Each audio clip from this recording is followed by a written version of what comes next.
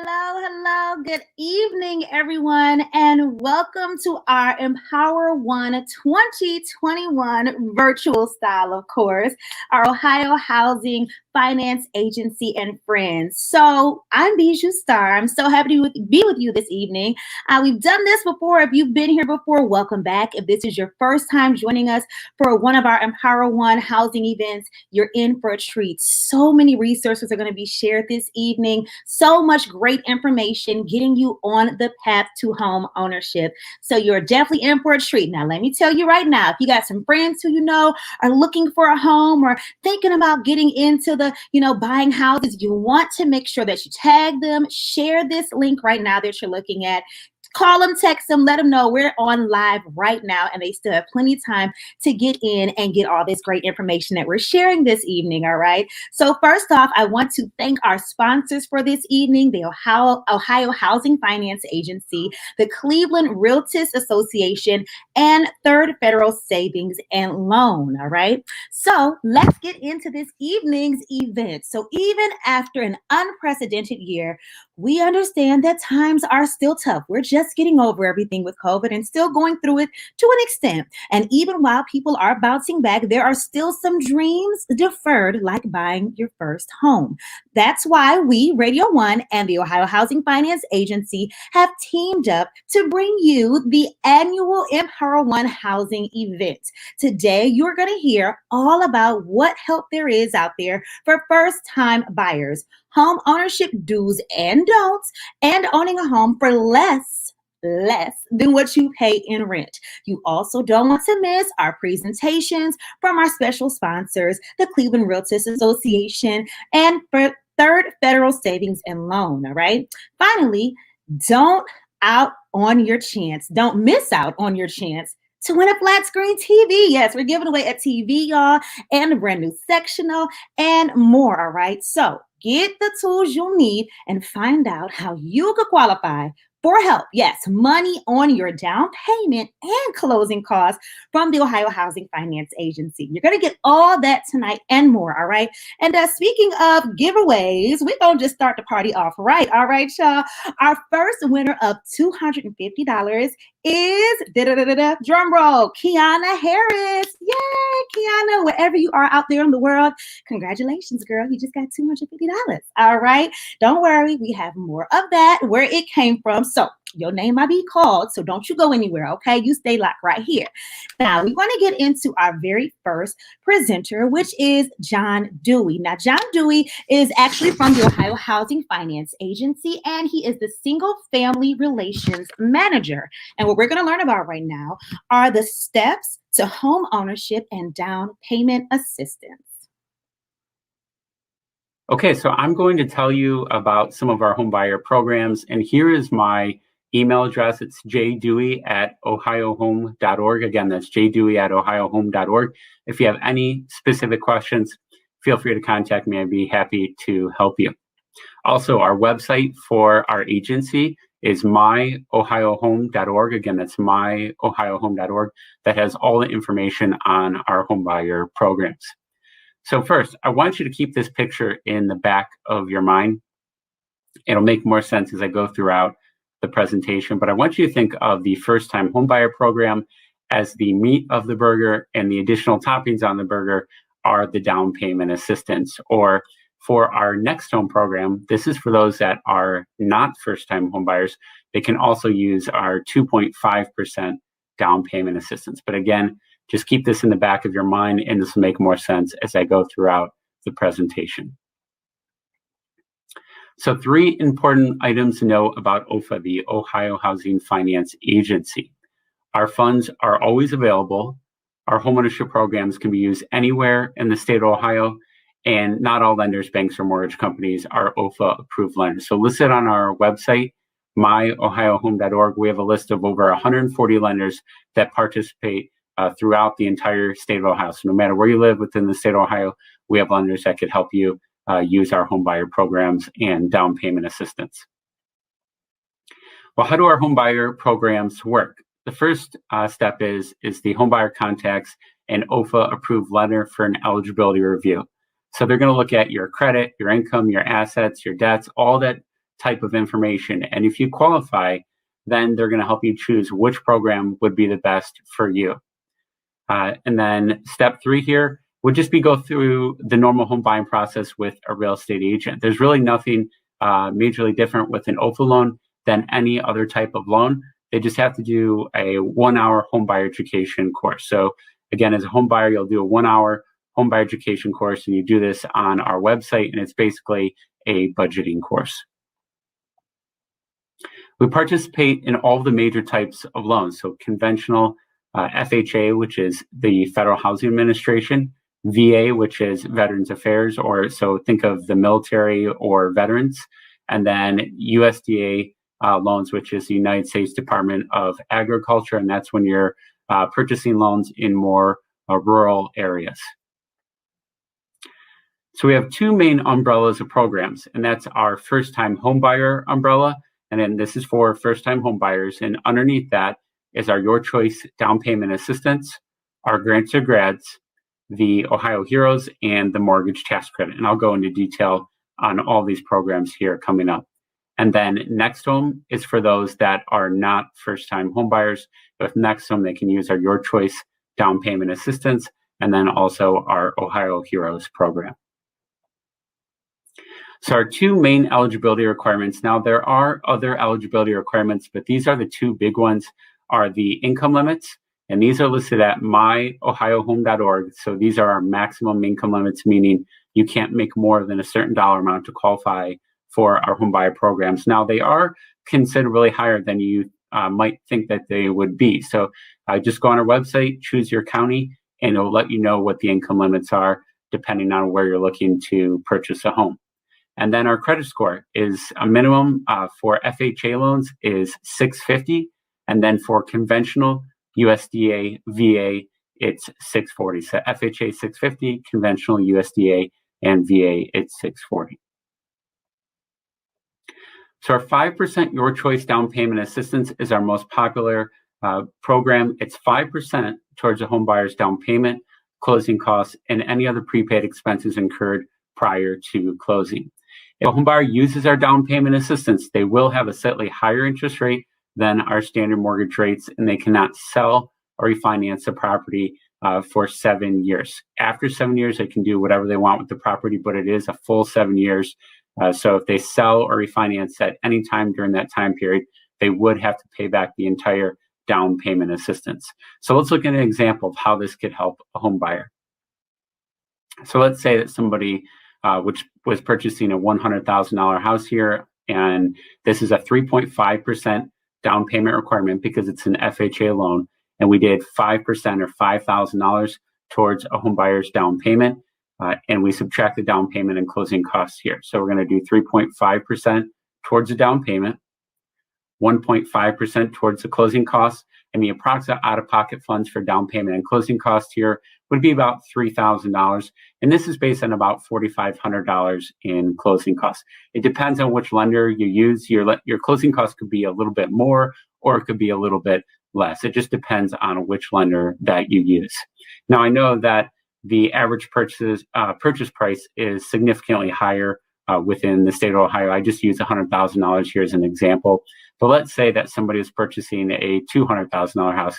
In this example here, if they did 5% down payment assistance, they would get $10,000 towards their down payment and closing costs. So that's a significant amount of money that can help a home buyer get into a home.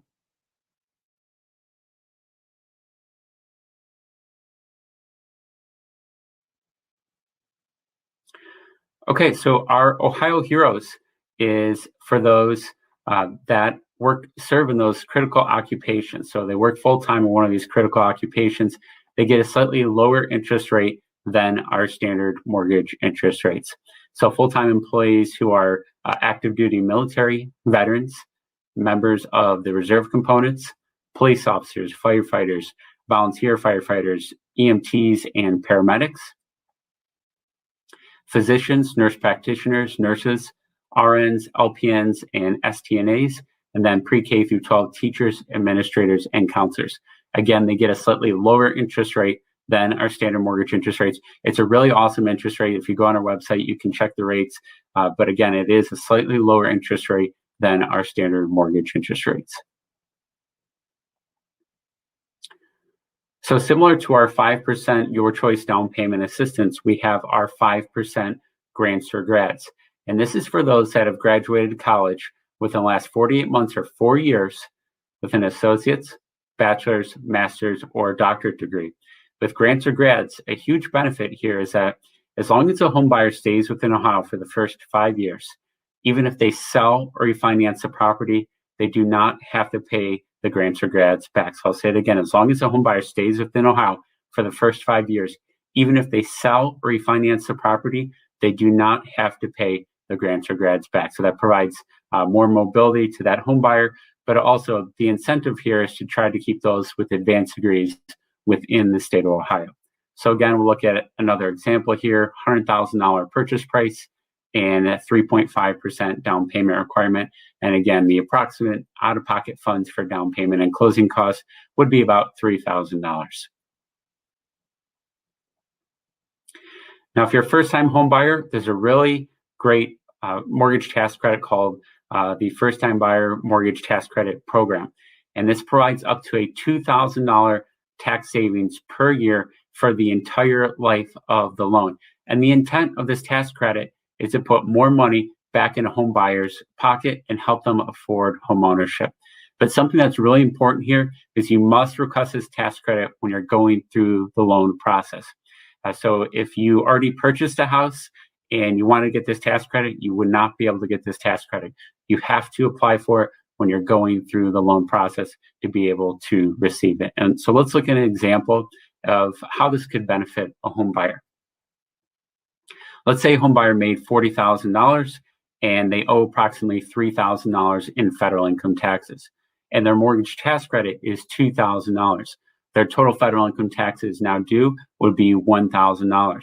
If a home buyer claimed this credit for the first 10 years on their mortgage, and the reason why I put 10 years here is that the average time that a home buyer stays in their house before selling and moving to that next house would be about 10 years. And so that's why I put that here. But so if they stayed in a house for 10 years and got that $2,000 each year, that'd be $20,000 in federal income taxes that they would not have to pay. So this is a significant amount of money that a home buyer could be saving by getting this mortgage tax credit. And note that this is a life of the loan tax credit. So if a home buyer stayed in a house for 30 years, they could claim this tax credit each year that they live in the house. Now, the amount of the tax credit that they're going to get is going to reduce over the life of the loan because you're going to be paying less mortgage interest and more principal. So over time, your tax credit will go down a little bit, but just note that, again, this is a life of the loan tax credit, so it can provide a significant amount of savings over the life of the loan. And if we have anybody here watching that is not a first-time home buyer, we still have programs for those that are not first-time home buyers, and we call that Next Home. With Next Home, almost all the eligibility criteria is the same as our first-time home buyer program. They're just not first-time home buyers. And with Next Home, you can get 2.5% down payment assistance to help you get into a house. Now, you're probably thinking, I don't know, what are all the major steps to purchase a house? You know, it can sometimes feel a little overwhelming to try to wrap all this information in a box and understand all the steps to purchasing a house. So that's why we created a video to help home buyers understand the basic steps to purchasing a home. So if you go on YouTube and you type in Ohio Housing Finance Agency, what to expect, it goes through the basic steps of working with the Ohio Housing Finance Agency, and then all of the major steps to actually purchasing a house. So it's about a 2-minute video, but it's really helpful. This video is also on our landing page on myohiohome.org. So if you go there, you can also view that video. So if you're looking to get started, I'm going to give you just the first couple steps on the path to homeownership. So the first step would be to meet with an Ofa Approved Lender and get pre-qualified. So you're going to go to myohiohome.org and select the Getting Started tab and choose Find a Lender. Once you do that, that lender will review all of your eligibility criteria, your income, your assets, all that type of stuff, and let you know if you qualify for one of our home buyer programs. If you do, they're going to give you a pre-qualification letter. And what this tells a seller is that you're a serious buyer and you have the financial capability to purchase a house. And so once you have that letter, you can give that to them when you submit an offer on a property. Step 3 is search for a home with a real estate agent. A real estate agent can explain all of the major steps in the process and walk you through each one. So we highly recommend that you contact a real estate agent to help you through the home buying process. If you need help with credit, you can always go to the Department of Housing and Urban Development. That's HUD.gov. And on their website, they have something called HUD Approved Counseling Agencies. And you can contact a HUD Approved Counseling Agency, and they can give you some information and tips to improve your credit and raise your score if you need to help you qualify for that mortgage loan. So again, that's HUD.gov, and they can help you, give you information to help improve your credit and get you on the path to qualifying for a mortgage loan. Thank you so much, John Dewey. So everybody, it's time for our second giveaway. All right, so I've got $250 and it is going to Kimberly King. Congratulations, Kimberly. You are the winner of our $250. Yeah, don't spend it all in one place, girl. All right, y'all. So we're going to bring John Dewey back just in case we have any questions, any comments for John, as he is the expert in this and he can give you a lot of help. All right. So first question, actually, okay, but got him coming in. It's from Arna Stinnett, and I hope I said your name right. Now, will this apply to VA first-time home buyers? Yeah, so great question. You can use our programs with VA loans. Now, we don't see it too much. Maybe 5 to 10% of our loans are VA loans because VA loans are zero down loans. But what you can do with VA loans is actually use our down payment assistance to pay your closing costs. So that in essence would probably get you into the house with almost no money out of pocket. Pretty cool. All right. The next question is from David Bonner, who says, in the Ohio Hero program, can you be in a healthcare related program like DCP, STNA, and be qualified? So STNAs are allowed under our program. Now, it's pretty specific occupations that are allowed. So only those specific ones that I showed in the presentation are the ones that are actually allowed for Ohio Heroes. But STNAs are covered under the Ohio Heroes program. All right. Now, our next question is from Tonita Reed. What if you had a home 4 years ago, but no longer have had a home for 4 years now? Would that be considered a first-time home buyer? Yes. So as long as they've not owned a primary residence in the last 3 years, we actually would consider them a first-time home buyer again. Oh, all right. Well, that's good information to know. All right. Well, I think that is it for our questions for you, John. But thank you so much for your information that you gave us tonight. And hopefully this will help somebody get what they need to get into a home very soon. Thank you. Absolutely. Thank you for having me. Of course. All right. So, y'all, it's time for our third giveaway. Now, this giveaway is the flat screen TV, okay? And this flat screen TV is going to, you ready? Mary Battle Barnes. Mary Battle Barnes, you are the winner of our flat screen TV. Congratulations. All right, all right.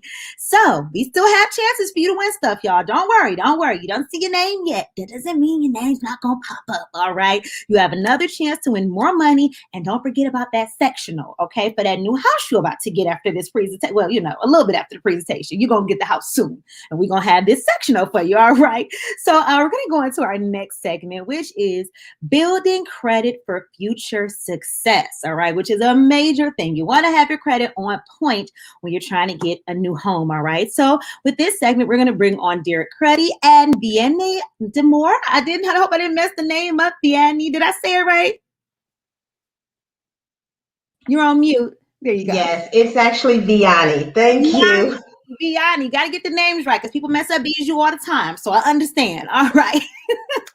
Vianney Demore, and they are from Third Federal Savings and Loan. All right. So I'll let you all take it away.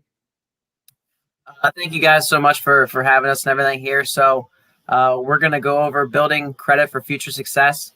Got a little slideshow for you guys. And then at the end, Vianney's actually going to go over some of the products that we have here at Third Federal as well.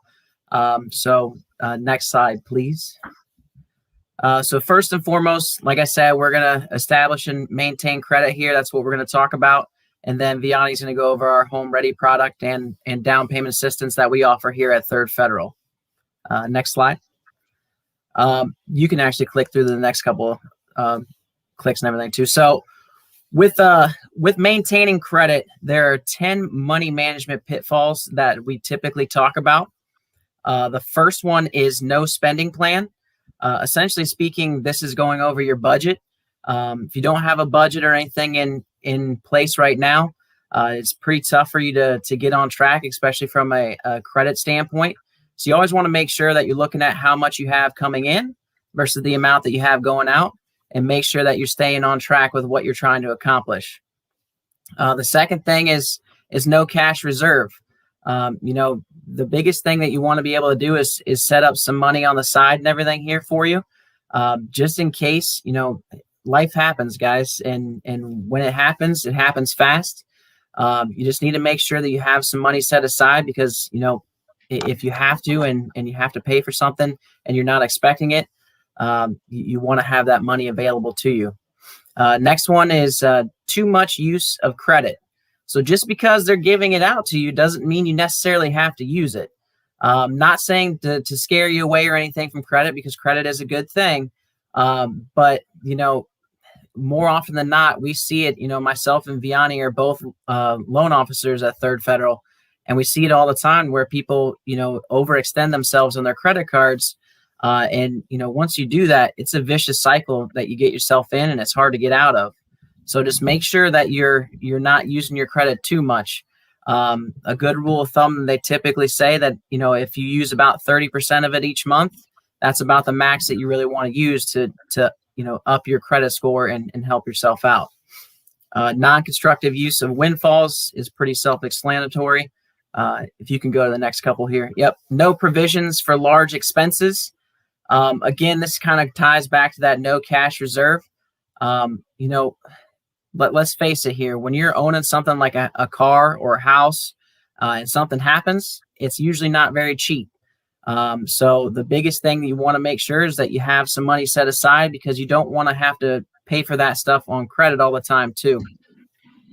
Again, underestimating the cost of ownership. Same thing that I said there, cars, homes, stuff happens, stuff breaks, it gets pretty expensive. So just make sure that, you have something set aside. Spending leaks. Again, guys, when you're looking at your budget, you can tell what you're trying to do and what you aren't doing. If you're going to Starbucks every day, spending $5 on coffee, and you can get Folgers and have it at your house for, essentially what one cup is for about 200 days. I mean, that's a spending leak that you can have there. So just make sure that you're taking care of yourself, and make sure that you're looking at your budget. Careless shopping habits. The easiest way to explain this is that you're looking for Gucci, but you can only afford Gap. So just make sure that you're looking out for that. Make sure that you're not going and spending all your money on frivolous things. Again, it's important that you stay disciplined in your budget, and you make sure that you're staying on target. Not saving small amounts. So a good rule of thumb here is, a lot of the times people nowadays think that change is pretty useless. But I can tell you that if you save that stuff up and you save it over time, I did it, for a couple of years, and then took it to Coinstar. Yeah, they take a little bit of money out and everything.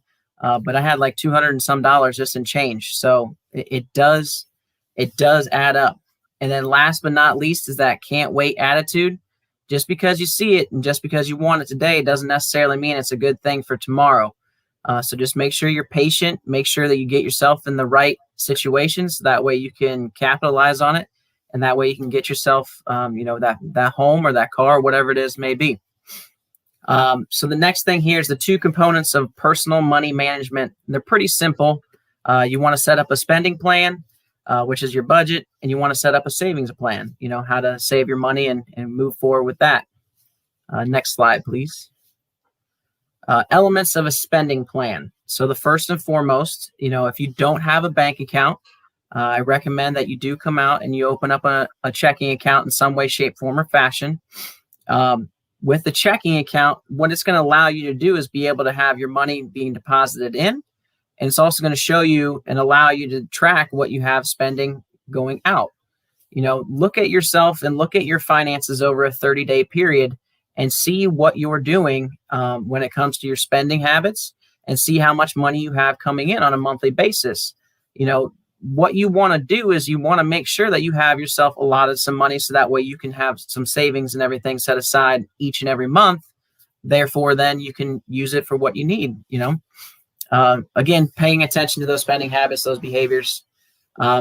Planning for large expenses. Again, guys, I know this sounds like a broken record, but you want to make sure that you have money set aside, because life happens.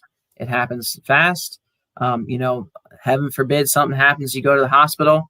If you've ever been there before, those bills are not cheap. So just make sure that you have something set aside. Cash reserves to surprise unexpected expenses. Again, same thing here. Next slide here. So why do we want to have credit? So what's the key to this? Why do we want to do that? Well, the biggest thing is, it's to make large purchases. I don't know about a lot of you guys, but when it comes to homes, there are hundreds of thousands of dollars, and I don't have hundreds of thousands of dollars sitting around in cash to where I can just buy a house like that. So what happens is you have to rely on credit. Same thing if you're trying to go to college. Same thing if you're trying to buy a car. Those things are expensive nowadays, and you need to be able to afford those. So the next thing you have to do is you have to rely on credit to be able to do so. And then, the biggest thing is you want to establish a credit history here. So guys, one of the things that I want to tell you is, with the credit history, this is something that stays with you for the rest of your life. When you start this credit history, please, please, please make sure you're getting yourself on the right track right from the beginning. It's easy to maintain and keep yourself disciplined if you stay on the right course right away.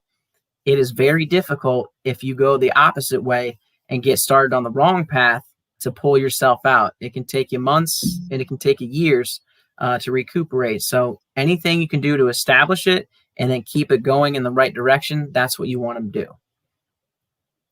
Convenience. Again, like I said, having to buy a house, hundreds of thousands of dollars, unfortunately, I don't have that laying around. Most people don't. So it's very convenient for you to be able to go out and get credit to be able to do these things.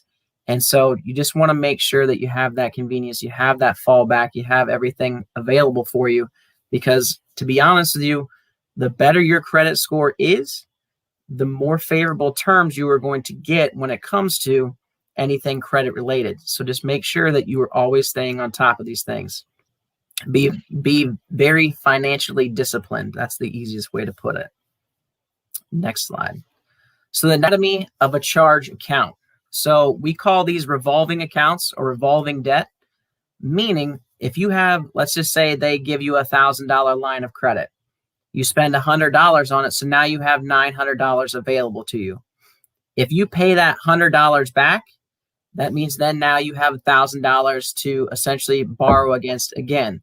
So it keeps like a revolving door. Each time you make a payment towards it, you get to open up and allow yourself to be able to use that account for that amount of money again. So it becomes a revolving account.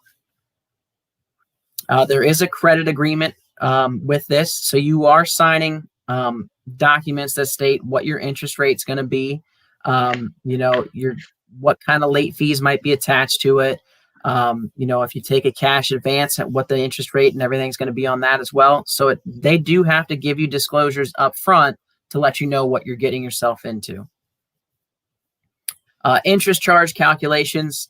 It'll let you know how much interest you are charged, not only on a daily basis, but also on a monthly basis.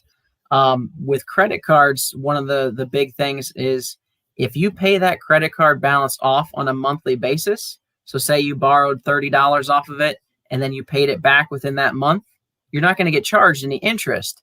So if you can, even if it's just small amounts, and then you pay it off over time or pay it off in that month, that can avoid that interest charge for you.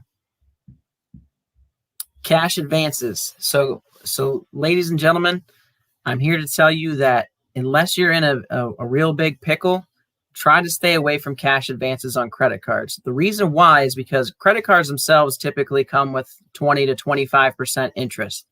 Meaning, if you're borrowing $100, you're paying $20 to $25 just to borrow that $100.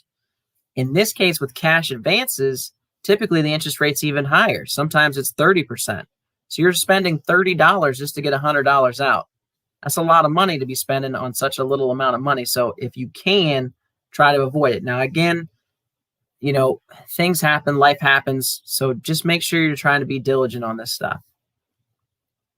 Due dates. So if there's anything else that you get out of this, with your due date, make sure you're paying your payment either on or preferably before your due date. The reason why is because you don't want to start getting into a habit of paying stuff off or paying, stuff past the due date. Because number one, you're going to have a late charge. And then number two, it's going to start reporting to your credit report. Once that stuff starts happening on your credit report and you get a 30-day late or a 60-day or a 90-day, those things are going to start to impact your credit, and it's going to bring your credit score down. So just make sure you're making those payments, even if it's just the minimum payment, each and every time and everything before that due date. Again, minimum payments. So just because you took $100 out does not necessarily mean you have to pay $100 back.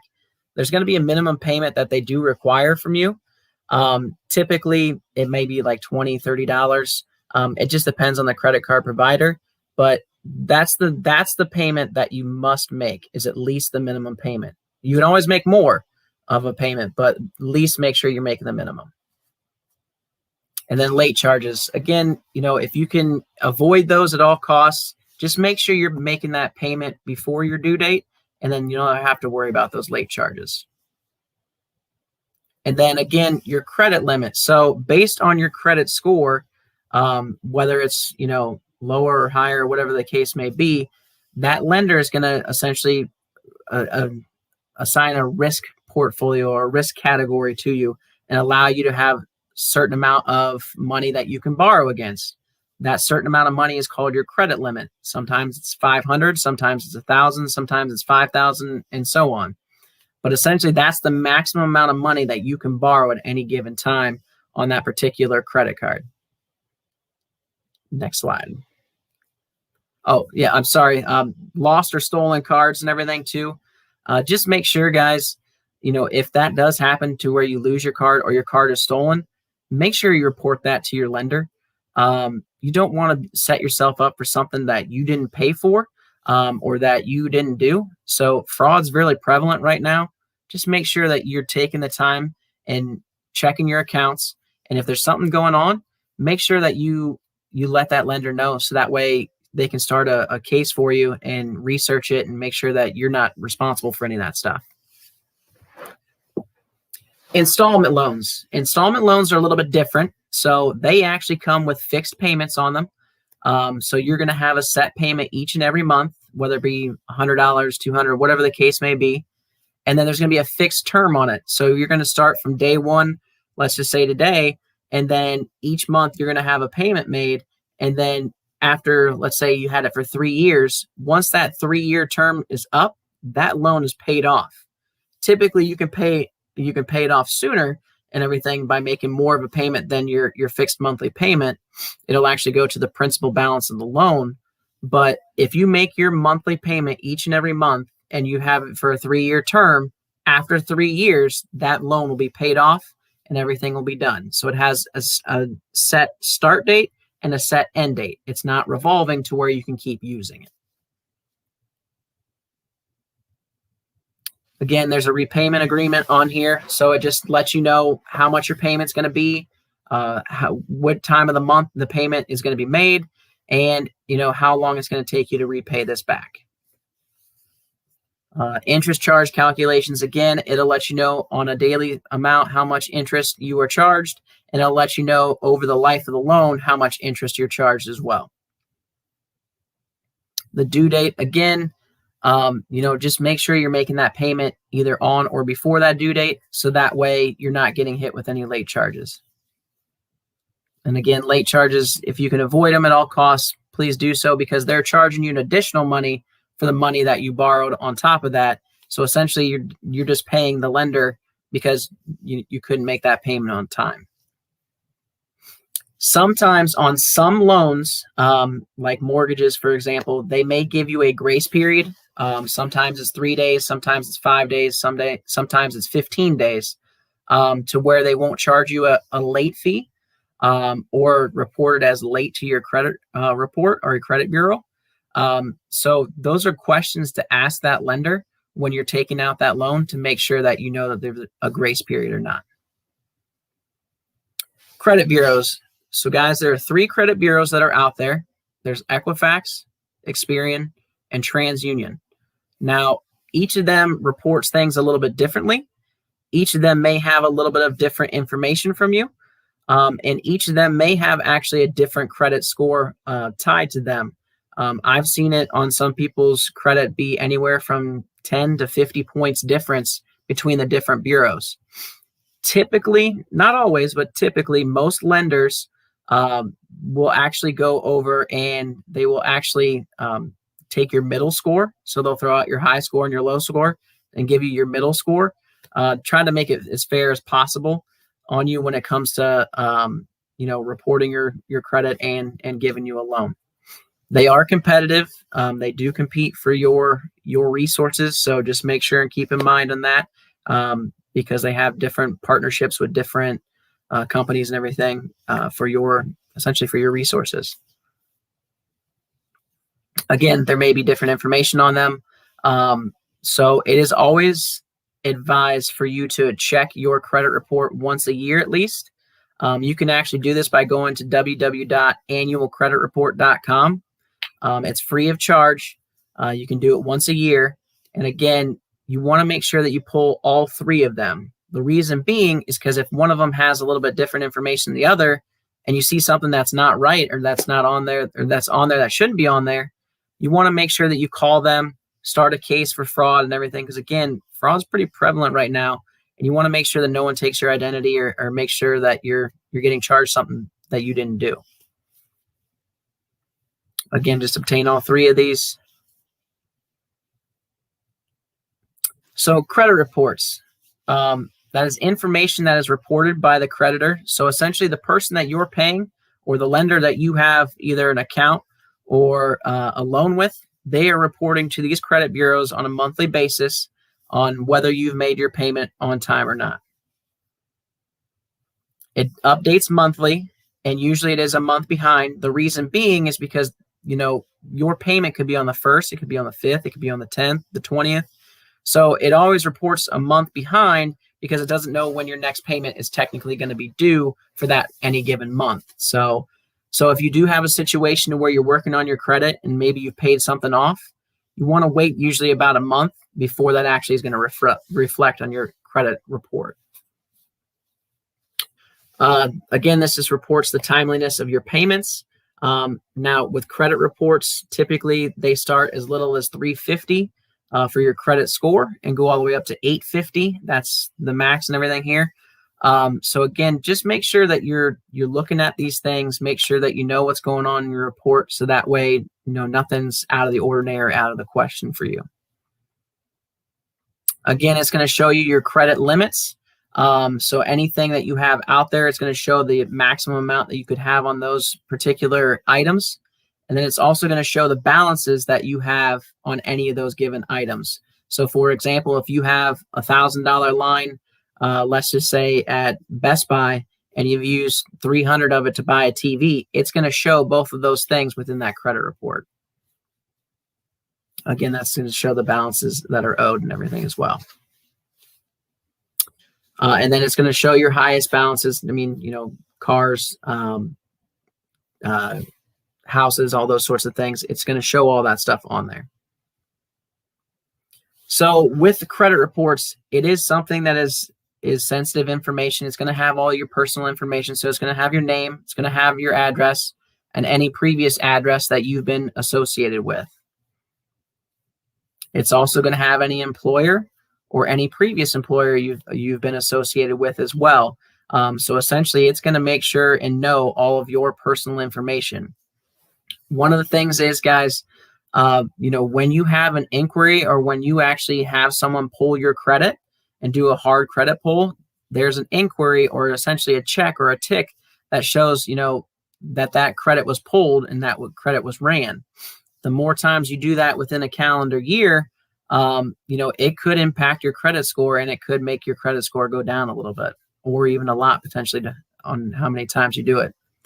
Any public records you have out there, so any repossessions, any bankruptcies, any judgments, any liens, child support, any of that sort of stuff, it's going to show up on your credit report. It's going to be there, and a lender is going to be able to see those things. Collections, a lot of the times this happens when it comes to medical bills. More often than not, after they fight with the insurance company and everything, you don't get the bill until it's already a collection anyways. So a lot of the times these are going to show up on your credit report. It does impact your credit score, so make sure you're taking care of and paying those off as soon as possible. And then gives potential creditors this information about your payment habits. It also lets them know what your credit score is and lets them know what type of risk you are when it comes to the lender themselves. And then I'm going to turn this over to Vianney so that way she can go over our products, and I appreciate you guys listening and tuning in. Thanks, Derek. All right, so we're going to be talking about our Home Ready product. Next slide, please. All right, so our Home Ready product allows borrowers to obtain a loan with as little as 3% down. Now, that's 3%. That 3% can be your own funds. It can be gift funds from immediate family members or down payment assistance. The other thing with our Home Ready product is if you put 20% down, if you're able to, that will avoid your PMI. The Home Ready product also offers flexible credit scores. So basically what we're letting you know is whether you have a 700 score or 800 score, as long as you're approved, you're going to get the same rate as everybody else. And then the flexible debt to income ratios. All right, our Home Ready product offers 15 and 30-year products. Now, our 30-year and 15-year products are no points. Next slide, please. The max loan amount is $200,000, but our minimum loan amount is $10,000. So you go from $10,000 to $200,000.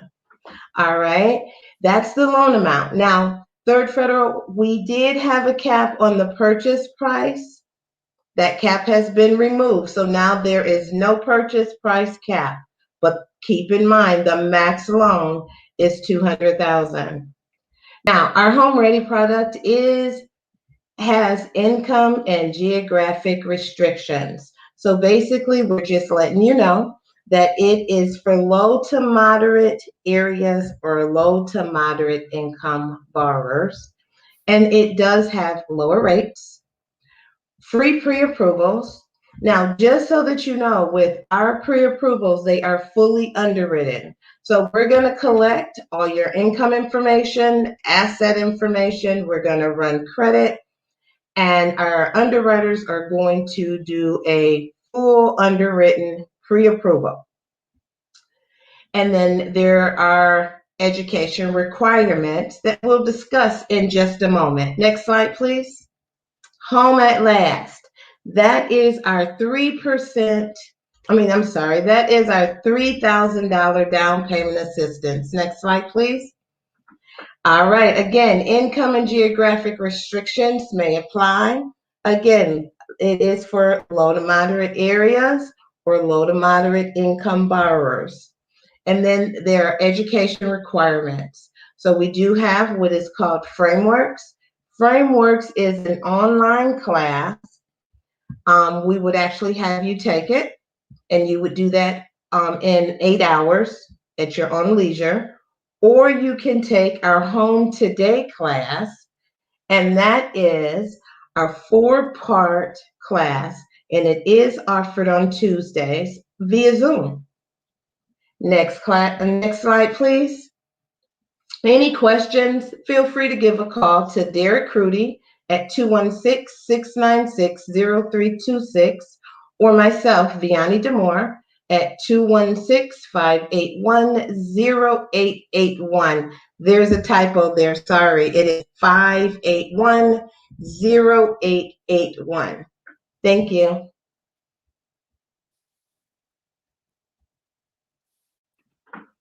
All right. Thank you so much, Derek and Vianney. Now, you all hold tight. Don't go anywhere. We're going to get some questions that people have for you. But I first want to give away our next giveaway for $250. And that winner is Clarence Dawson. Congrats, Clarence. You are the winner of that $250. And let me say, you do have to be here and watching live to win. All right. So if you know somebody who put their name in to win, make sure they are tuned and logged in so that they can actually get their prize. And if you want to enter to win the sectional and more money, we have some more giveaways. Go to wzakcleveland.com right now. Do it right now before any more information goes up. All right. Go to the website, put your name in, and put your names for that drawing. All right. Now, let's bring back Derek and Vianney so we can get some of these questions answered about credit. Okay. So question one. This is a question from, okay, I don't know what the name is, but it says, I'm looking for a home. Do I need a bank account? You're on mute. I keep doing that. Sorry. Okay. All right. It suggests that you have a bank account because where are you keeping your money at? Our underwriters are going to want to see where your down payment is. Okay? All right. Now, Danielle Daly Watson wants to know, what if I don't have any debt? Will I be able to purchase a home without credit? So with Third Federal, we are going to be looking for you to have 2 trade lines. So a credit card and something else, or 2 credit cards. But we are looking for you to have something. Okay. Let's see. Dakar Victoria says, I don't have a credit score. Is manual underwriting available? Don't have a credit score, and you're asking if manual underwriting is, we're not going to, so is that person saying they do not have? It just says, I don't have a credit score. Is manual underwriting available? So not quite sure, you know, what that means. I'm not sure what that means. If they can contact me, that's something that I can find out more about and get back to them, because I don't want to give the wrong information. All Definitely. right. Got you. All right. So Lily Maple asks, if you don't have any credit cards, do you think it would be wise to open a credit card and make small purchases and pay it off fast to increase my credit? That's what I suggest. I do suggest that you do not use more than 30%, and you make regular payments. That right there shows your trade lines, and it shows that it shows your habits. It's a beginning. Okay. Arna Stinnett is saying, if my credit score is 650 and I don't have any credit cards, is it a good thing? It could be. It's going to be dependent upon what that 650 is. Okay. So each individual is going to be different. So when you're looking at credit scores, I can't say, oh, well, that 650 is horrible, because I don't know what's behind it. Got you. David Bonner says, how long can a bankruptcy affect your credit for home approval? Well, we do ask if you've had one in the last 7 years. But again, you know, we're looking for the last 3 to 4, and we're looking at what you've done after. Okay. The next question is from Jamila Parker, and she says, how do student loans factor into your debt if they are in good standing? So it's going to be dependent. So if you're making regular payments, then we'll see the payment. If it's in some type of deferment, then we may be looking at 1% of the balance as your payment. So it's going to be dependent upon how you have it set up. All right. Carmen Davis says, can you use unemployment as income to buy a home? Most definitely. Yes. All right. Next question from Simone Richardson. If you have money to purchase a home, do you need to go through a loan program? And can you just contact the seller? You can. That right there would be more of a cash buy. But you would still want, I think you would still want to have a realtor to talk to or someone to talk to.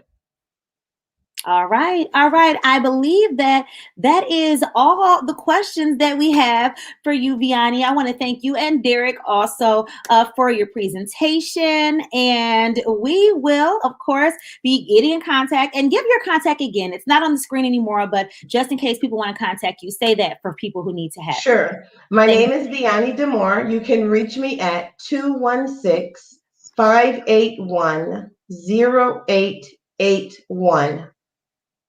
Perfect. Thank you so much once again. And for those who have more questions, you know who to reach out to, the Credit Pros, Vianney. Hey, Mateo, he says, thanks for all the information. Thank you for tuning in with us as well. All right, so make sure you all are sharing this information. Like I said, let people know that we are on here live giving out this free jewelry, okay? This is good info that's going to get you into the home at the best rates, and it's going to tell you how to even get to the point of getting good rates, right? With credit, which is what we just talked about. So tag your friends, call your family, whoever you know needs to be here joining us. Make sure they know that these resources are being given out today, right now. And plus, you can win prizes. Money, sectional, that's still coming up.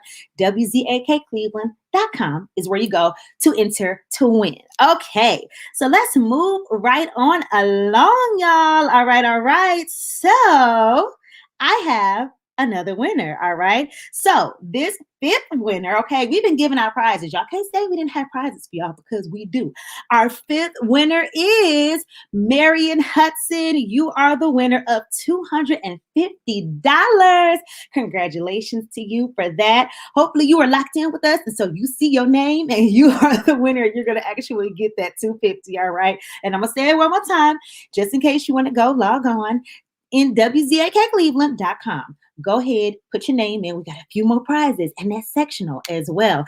Thank you, Barbara, for tuning in with us. She says, excellent information for ensuring successful home ownership through discipline. That's it right there, that discipline, all right? So we're going to move on to our next segment, and that is with Monique Winston and Jeanette Wright. Now, they are going to be talking about the role of your agent, and they are both from the Cleveland Realtors Association. Hello. Hello. Thank you all for joining us. And I'll let you all take it away. Well, thank you very much. And we are so happy to be here. So my name is Monique Winston, and I am the president of the Cleveland Realtors Association. And before Jeanette gets started, I just want to tell you a little bit about the association. So the Cleveland Realtors Association is the local Cleveland chapter of the National Association of Real Estate Brokers, which is also known as NAREB. Now, NAREB began way back in 1947, making it the oldest minority real estate trade association in America. So we've been around for a long time at this home ownership game.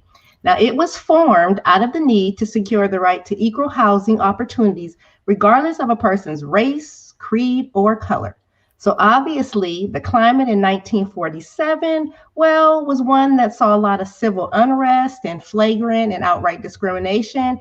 And well, I guess it's safe to say we're still dealing with some of those issues here today.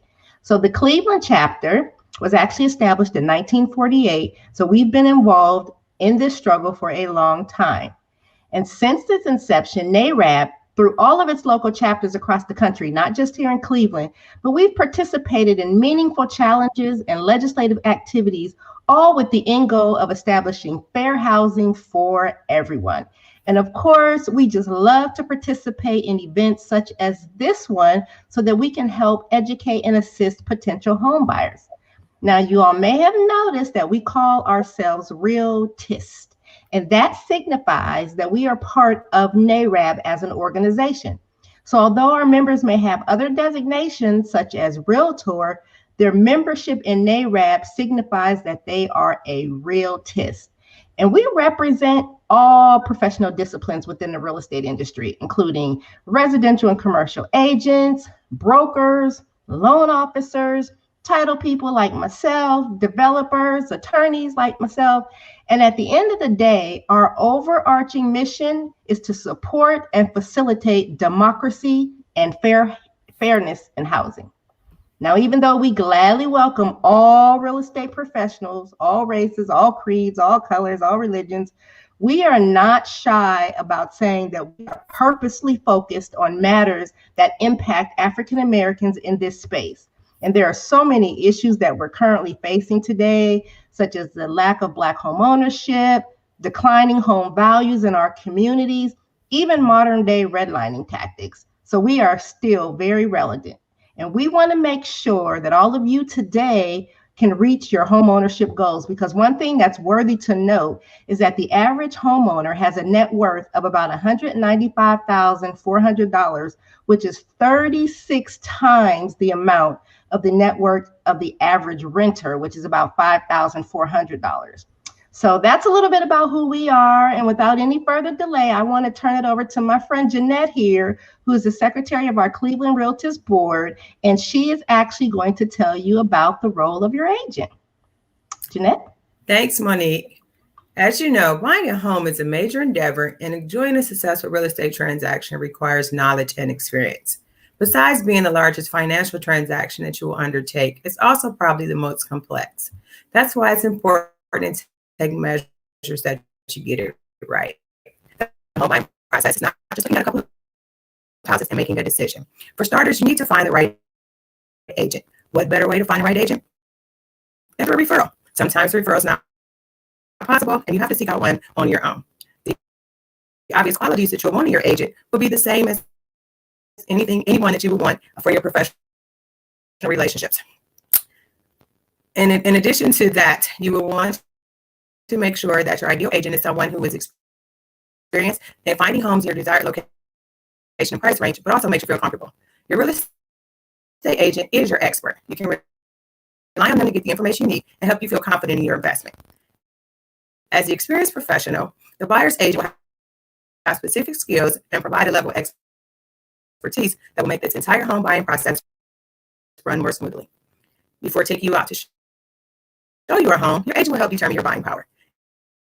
It's essential to understand how to choose a lender when you're purchasing your home. If you have not been pre-approved, a buyer's agent can help assist you by providing references to provide important questions to ask as well.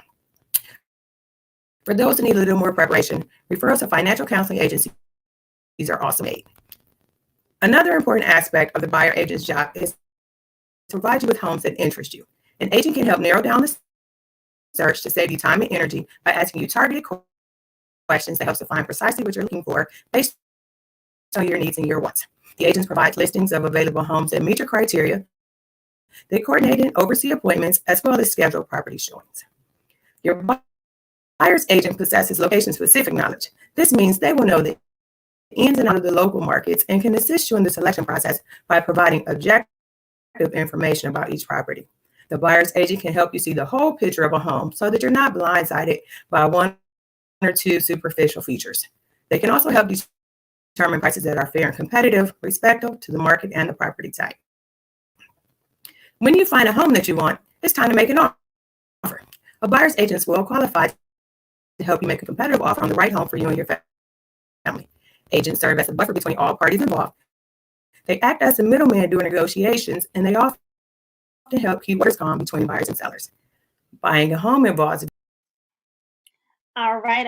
I know we're having a little bit of technical difficulties with Jeanette, so we're going to try to get that together so that we can hear her clearly, because she's given a lot of really good information that we don't want to miss out on. But what I'm going to do right now is bring up Lydia Pope, who is with the National Investment Division. Lydia, hi there. Hello. Good evening. Good evening. Hi. So I'm going to let you take away talking about home buyer counseling. Yes. So again, just want to thank everyone for being on the webinar. I think I do have a slide. If not, I can go through my presentation. Okay, are we queued up?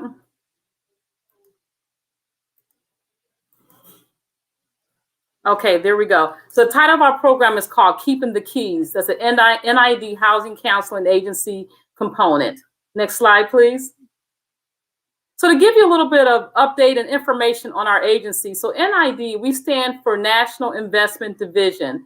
We're actually been around since 1995, and we grew out of the National Association of Real Estate Brokers. This organization has been formed since 1947, and it's the oldest and the largest African American trade association in this country. NID, HCA, we're a 501c3, so we're a nonprofit. So we offer free services to you. We offer services to you as a consumer. We offer to our lender, to our nonprofits, our community development agencies, our affordable housing developers, our public agencies, and our faith-based organizations. And our philosophy is that we build our communities through our outreach efforts, through our educations, and the creation of our partnerships, uniting counseling, businesses, and community groups. NID, from 1995 to present, we've expanded our network of local offices from 5 to now we have, actually it's 60, but it's 80 now, within the capacity to manage 120 branch offices.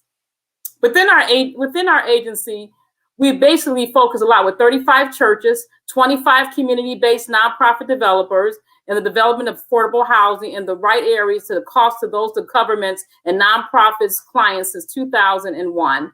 You know, our agency, with the amount of agencies that we have, you can find us on our website at www.nidhousing.com. We'll go right to the next slide. So as you can see, within the Cleveland area, NID has 4 branch offices. So we encourage anyone that's on the webinar, you can take a snapshot of our 4 offices, the locations that are near you. And again, we offer free services. We're a housing counseling agency. Here, our next slide. So what does housing counseling do, and what are the services that we offer? We offer pre-purchase counseling. So for those who are looking to buy a home, guess what? You need some counseling. Those who have bought a home post-purchase, we offer that counseling. We do reverse mortgage counseling. We do rental assistance and mobility. We do financial literacy. We also work with our clients if they've been a victim of predatory lending or feel that they are. We work with credit and budget, and also our mortgage delinquency and pre-foreclosures. All of this is free, no charge to you, the consumer. Next slide. So many times people say, what is housing counseling? Who are we?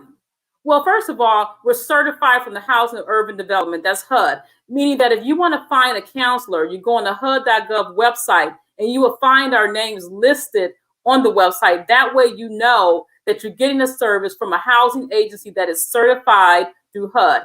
Secondly, we provide the services relating to your housing need. Is it buyer, pre-purchase? Is it post-purchase? Is it just credit or budget? We provide personal and confidential assistance. So even though you're in a group setting like today, we'll go over things with you on a private one-on-one basis. And our counselors are knowledgeable and they're trained staff. Next slide. So what happens if your loan is not approved, or if you need down payment assistance, you want to seek a housing counselor? Next slide. And why use a counselor? So there are a lot of reasons why you use a counselor. Number one, some lenders require the certificates to receive down payment or closing cost funds. That's when you'll seek a housing counselor, attend a home buyer workshop to get the certificate that you need for the down payment money. Also, we're a source of resources. We provide resources that will guide you and help you. Interest rate reduction programs. Ohio Housing Finance Agency is one of the great organizations, the state finance agencies, that offers programs that will assist you. And they have some programs regarding rate reduction programs.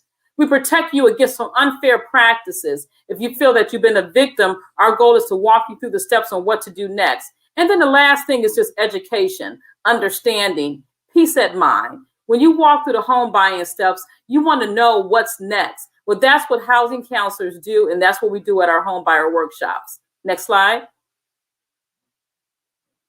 So once you obtain, actually, this is the process that we have on obtaining your home buyer certificate. So what NID offers is a 2-hour orientation where we go over all your documents so you know exactly what you're signing. We go over rental, credit, and budget. Then you will attend a 4-hour home buyer workshop. It's 4 to 6 hours where we go over the role of the agent, go over the role of the title person, go over the role of the mortgage lender. So you learn all of this in a home buying workshop. What is fair housing? Especially with this being Fair Housing Month, you want to understand the needs and the issues that are happening, and are you a victim of that? All that is discussed in our home buyers workshop. Then the good thing is we do a 1 to 2 hour individual counseling. We meet with you one-on-one personally and go over all your needs, your credit, your budget in a private, confidential place. Then after that, once you're mortgage ready, guess what? You get the home buyer certificate. That means you're mortgage ready. You can give it to your lender. You can give it to your state agency. You can give it to those that need that in order to buy a home. Next slide. And this is just a copy of the certificate that you'll get once you're mortgage ready.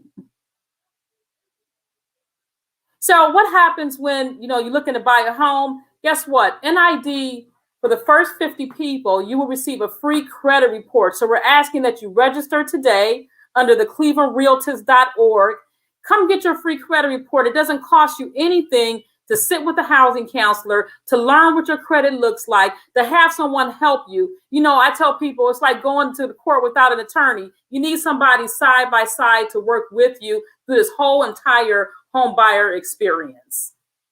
And then our last page, again, I have a snapshot of the 4 offices that are in our greater Cleveland area. At the bottom is our national website. You can check out our website. You can find us on the website. You can find all the information you need to know on NID housing. And we look forward to working with each and every one of you. But don't forget your free credit report. First 50 people, register today. So thank you and enjoy the rest of the webinar. Thank you so much, Lydia, for that information right there. Right now, though, we want to bring back Monique from the Cleveland Realtors Association. We do have some questions about realtors that people need answers to, all right? So Jamila Parker wants to know, how do you find a realtor? Okay, I guess Lydia and I will tag team here. So that works for me. I always say the best thing is a referral, right? So if you know a family and friends who have had a successful home buying experience, start there. Word of mouth is the best referral. But now, as president of the Cleveland Realtors, I would be remiss if I didn't say give us a call, right? So you can reach us at clevelandrealtors.org. And we also have an email address at info@clevelandrealtors.org. And as Lydia and I both mentioned, our organization is full of qualified real estate professionals who are held to the highest standards. So you can definitely at any time reach out to us and we will match you, not just with a realtor, but with a realtist. Lydia, anything you want to add? No, I think you said it all. The clevelandrealtors.org, but good. The word of mouth is always your best option. That way, you have someone that's been through that experience. But again, the Cleveland Realtors has a slew of real estate agents that are licensed through the state of Ohio on that site. So definitely give them a call or check them out on their email or website. Thank you. All right. So Alicia Terry wants to know, is pre-qualification the same as pre-approval? No, it's no. No, No, go it's ahead, not. Lydia. Both of us almost jumped out our seats at that. But Yeah, I'm going to so- let yeah, so- Lydia answer that in this market because that is so important. It really is. As a housing counselor, when we talk to our clients, pre-qualification is basically that they looked at your income, they haven't seen your credit, and they're just guessing basically based on your credit, based on your expenses and your income. This is how much you qualify for. But that's not the same as pre-approval. Pre-approval is that you submitted all of your documents. You submitted all of your documents to the lender. You've given them all of your information. They've ran your credit report. And guess what? You're pre-approved. So the pre-approval is the best way to do it because you've gotten all of your legal documents to them and they can really look at everything and determine the amount of money you're able to afford in your down payment. And can I add something to that? Absolutely. In this market, we are in what is known as a seller's market. So it is crucial that you get that pre-approval. And most agents I know, I'm sorry, in this market, they're not even taking you out to look without the pre-approval because it's so competitive out there. So you have to be prepared, which is another reason why you really want to work with a good agent who knows what to do in a seller's market. Good information. Absolutely. All right. So Vet wants to know, does this organization help with finding good realtors? This is something many organizations don't help with, but should. Absolutely. That is who we are. So the Cleveland Realtors Association will match you with a good real estate professional, and not just real estate agents, I might ask. As I mentioned earlier, we have agents, brokers, mortgage loan officers that we work with, title companies, appraisers. We are here to service you holistically. So absolutely. So again, clevelandrealtors.org or info@clevelandrealtors.org, and we will get you squared away. All right. So our next question is, Lily would like to know if they work with people who live in Akron. So with NID, we work with anyone, no matter what location you're at. And with Akron and Cleveland, we're not that far from you. So because of the COVID, we're doing plenty of counseling in person. We do counseling via, like we're doing right now, a virtual, and we do telephone counseling. So NID has a slew of different workout options for you. So if you're in Akron, you're in Columbus, you're in Cincinnati, we work with anyone throughout the state of Ohio. Absolutely. And it's free of charge. Oh, sounds good. All right. So Tiffany wants to know if she can use you to buy a multi-unit property. Absolutely. Tiffany, we got you covered. The Cleveland Realtors and all of our Realtors chapters, by the way, across the state, we have agents who have various levels of experience. We have those who specialize in investment properties. Listen, we have a young Realtors division that takes care of our millennials. So we are there to meet all of your needs. So absolutely. Sounds good. All right. So that is it for our questions. But now we want to bring back Jeanette, who is also with the Cleveland Realtors Association. We had a little technical difficulties, but hopefully everything sounded good. Let's hear you talk. Let's make sure. Hello. Can you hear me? Okay. All right. Let's say the presentation. Thank you. We'll go without the slides this time. Okay. So, as you know, buying a home is a major endeavor, and enjoying a successful real estate transaction requires knowledge and experience. Besides being the largest financial transaction that you'll ever undertake, it's probably also the most complex. It's important to take measures to ensure that you get it right. The home buying process is more than just looking at a couple of properties and making a decision. For starters, you want to find the right agent.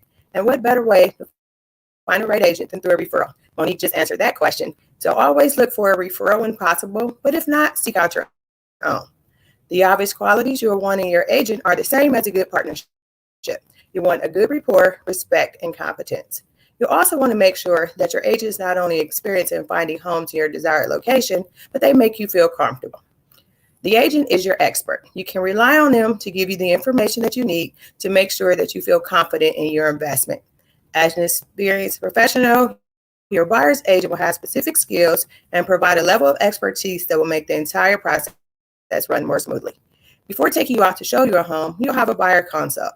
They'll make sure that you understand how essential it is to be pre-approved for a mortgage. And if you don't have a lender, they can refer you to some, or if you need a little more preparation, then they can refer you to a financial counseling agency.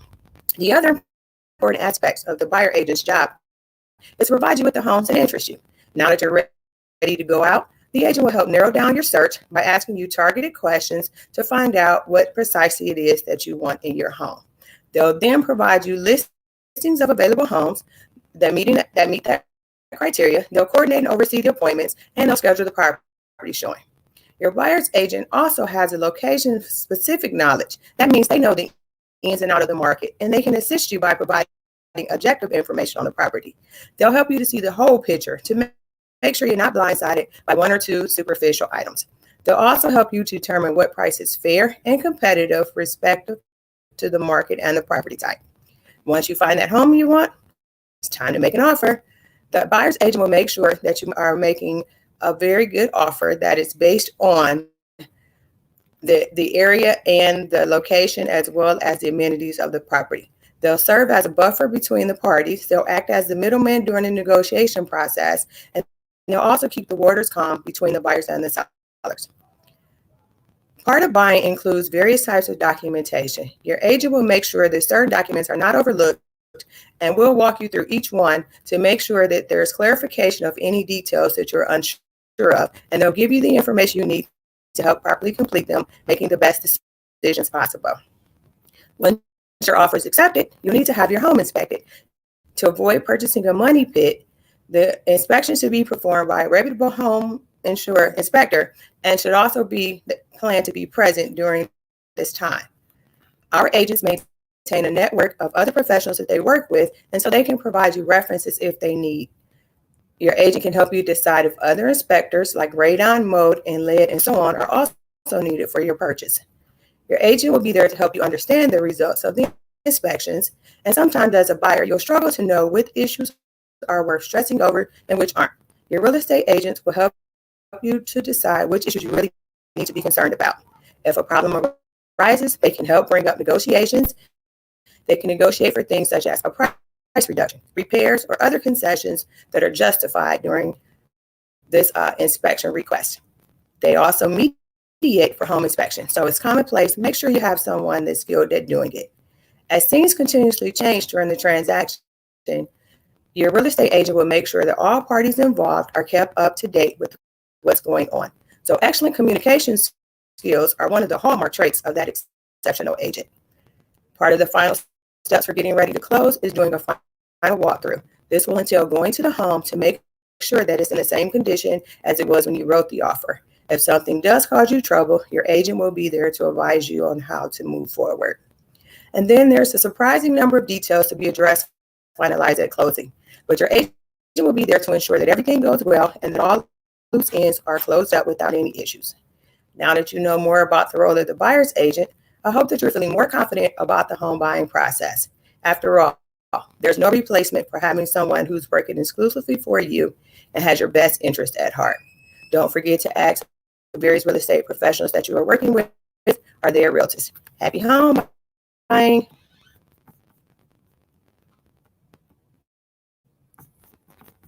Thank you, Jeanette. It did sound a little sped up still, but I think we got the gist of what you were trying to say for the most part. Monique, if you want to chime in and say anything else about that, if anything that we might have missed. But we do have another question, and that is from Marche Holloway. And she wants to know, what is the average amount of money you may put down on a home?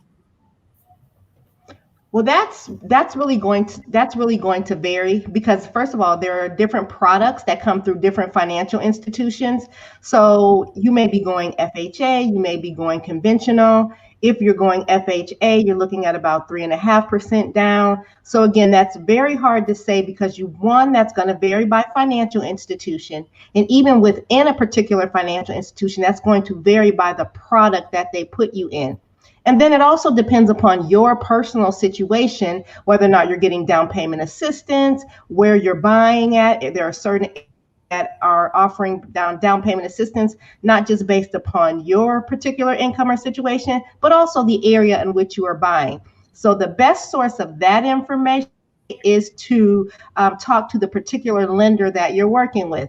You guys know what's coming next. If you need help with that, where do you go? ClevelandRealtors.org. We can help you with that as well. Awesome.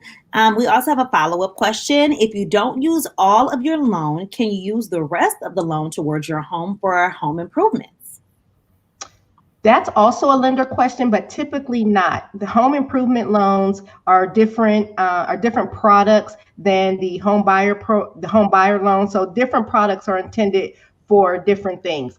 I think when Third Federal was talking earlier, though, they mentioned, don't let that be an incentive to force you to spend it all. So for example, if you qualify for $100,000, but after going through your budget and after going through your expenses, you know that that's not in your best interest, don't feel obligated, obviously, to spend everything that you are approved for. So typically, again, a home improvement loan is going to be a different product and a different line of products than your conventional loans or FHA loans.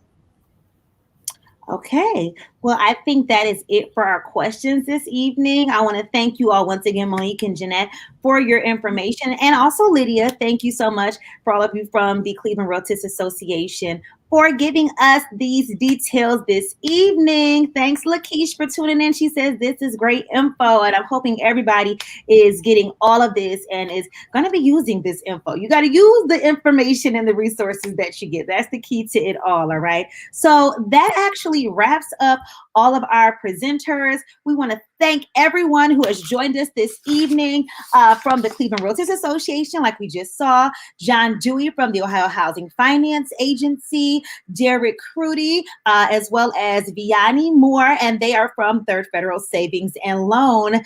Thank you for all the information that you gave us this evening. But now we are to our final giveaway, which is that sectional that's going to be going into your new home. We're going to claim it in advance. You're putting that in your new house that you're about to buy soon. And that is going to, drum roll, Robin O'Malley. Congratulations, Robin. I love your name, girl. That is your new sectional that is going into your new home, all right, that you will be getting soon. Congrats to you and all of our winners this evening. Thanks to you all for everybody who did put your names in to win. We thank you all for tuning in, and thank you for also sharing this information. Make sure you tell them. It's going to be up for a little while, all right? So you'll be able to get this. If you didn't get a chance to watch live, or you know somebody was busy or at work or whatever, they'll be able to check out the replay of this information as well. So still share this even after it is over. Once again, we want to thank you all for joining us this evening, and we hope this is getting you on the road to your new home. Thank you, Lenise, for tuning in, and shout out to everybody else who's giving us shout outs. Thank you, Ebony, for joining us. Thank you, everyone. We really did. We do hope that this is going to be great resources that put you in your new home. All right. So you have a great rest of your evening. All right. And we will talk to you again very soon at our next EmpowerOne event. Bye.